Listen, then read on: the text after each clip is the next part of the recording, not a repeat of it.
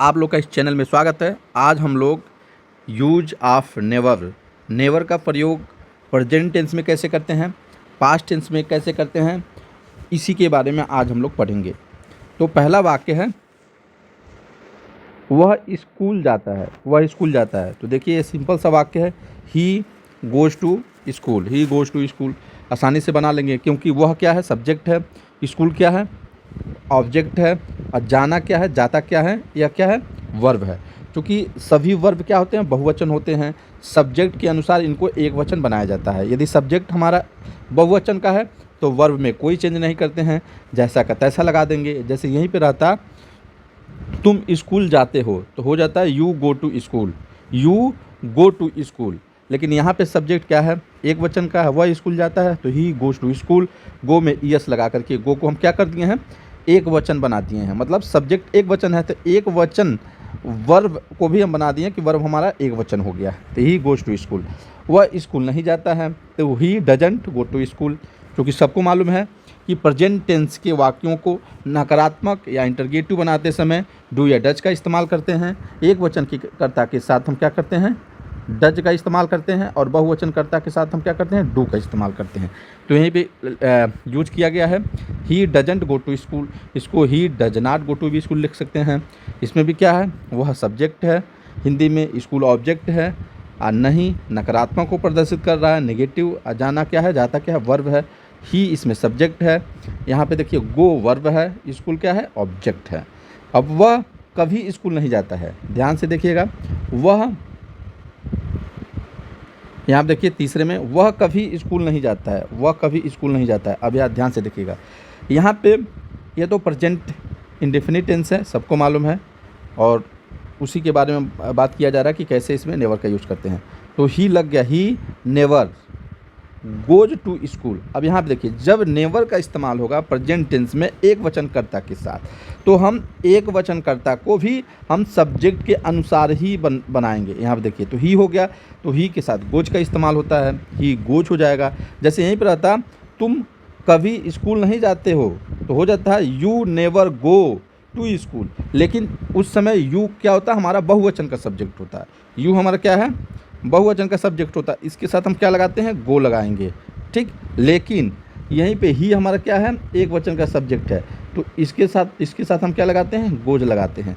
और नेवर क्या है, नकारात्मक के लिए दर्शाया गया है, तो he never goes to school. इस बात को विशेष रूप से आप लोग ध्यान दीजिएगा, ठीक, कि यू के साथ गो हो जाएगा और यहीं पे ही के साथ गोज हो जाएगा। अर्थात जितने भी सब्जेक्ट रहेंगे, ही सी इट या सिंगुलर नंबर का सब्जेक्ट रहेगा तो सबके साथ हम गोज का इस्तेमाल करेंगे। लेकिन यहीं पे आई, वी, यू, दे या प्लूरल नंबर का सब्जेक्ट रहेगा तो उसके साथ हम गो का इस्तेमाल करते हैं, ठीक। तो ये आपको समझ में आ गया होगा। तीसरा, चौथा देखिए, क्या वह कभी नहीं स्कूल जाता है। तो यहाँ पे देखिए इंटरगेटिव सेंटेंस है तो इसमें डू या डज का प्रयोग करते हैं कर्ता के अनुसार। तो यहाँ पे वही हुआ, सबसे पहले हेल्पिंग वर्ब का इस्तेमाल किए हैं, उसके बाद सब्जेक्ट लगाए हैं, उसके बाद कभी नहीं के लिए नेवर का इस्तेमाल किए हैं।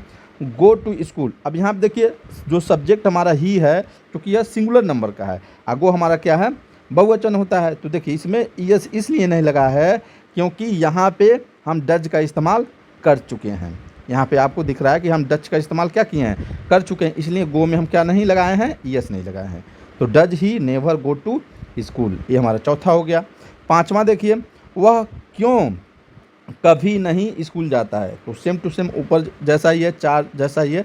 तो सबसे पहले इसमें क्या करते हैं हम, जो वाक्यों के बीच में क्या, क्यों, कब, यानी मतलब WH टाइप के जो वर्ड होते हैं इसको सबसे पहले लिखते हैं अंग्रेजी बनाते समय। तो यहाँ देखिए सबसे पहले लिखा गया है वाई, उसके पश्चात हेल्पिंग वर्ब डज, उसके बाद सब्जेक्ट, उसके बाद नेवर, उसके बाद गो टू स्कूल हो जाएगा। यहाँ पे देखिए टाइप करते समय यहाँ पे प्रश्नवाचक चिन्ह नहीं लग पाया है, तो यहाँ ध्यान दीजिएगा, यहाँ पे प्रश्नवाचक चिन्ह रहेगा, ठीक। जितने भी वाक्य क्या हैं, ये सब पास्ट टेंस के हैं।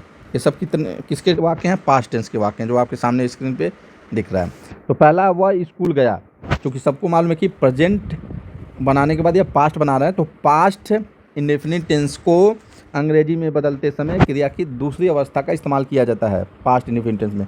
तो ही हमारा सब्जेक्ट, गो का went to school, he went to school हो गया। दूसरा, वह स्कूल नहीं गया, ठीक। He did not go to school. चूँकि इसमें देखिए जैसे प्रेजेंट इंडेफिनिट टेंस में एक वचनकर्ता के साथ डज और बहुवचनकर्ता के साथ डू इस्तेमाल करते हैं, लेकिन इसमें सभी सब्जेक्ट के साथ हम डिड का ही इस्तेमाल करते हैं। ठीक, he did not go to school.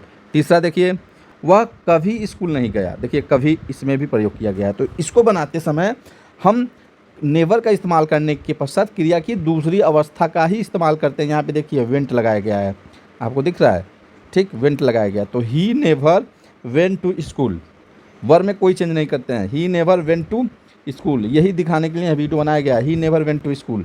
चौथा देखिए, क्या वह कभी नहीं स्कूल गया, क्या वह कभी नहीं स्कूल गया।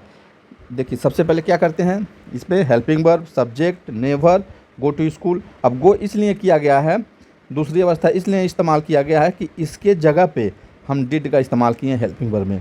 यह पास्ट टेंस को दर्शाता है, डिड पास्ट टेंस को दर्शाता है, पास्ट इंडेफिनिट टेंस को दर्शाता है, इसलिए हम गो को वेंट नहीं किए हैं, यहीं पे कर दिए, गो कर दिए। तो did he never go to school, ये बन गया चौथा। पांचवा देखिए, वह क्यों कभी नहीं स्कूल गया।